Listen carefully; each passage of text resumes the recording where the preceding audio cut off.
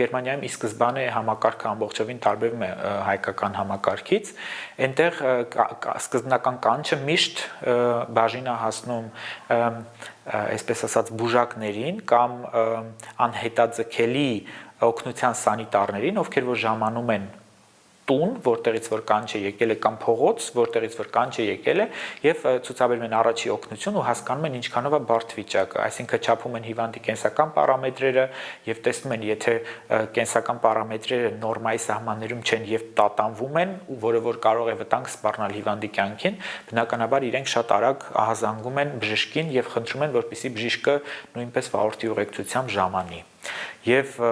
մեկ ամբողջ քաղաքի համար, որը որ ունի մոտավորապես 200,000 բնակչություն, ընդամենը 2 բժիշկ են հերթապահում մեկ օրվա ընթացքում, այսինքն այդ կանչերը, բայց լինում են բազմաթիվ կանչեր, որոնց որ ինչպես արդեն ասեցի, անհետաձգելի բուժօգնության սանիտարներն են սպասարկում եւ 7-ից 8, եթե ասեմ միջինացված այդպես թիվ, երբ որ ես օրինակ հերթապահում եմ այնտեղ որպես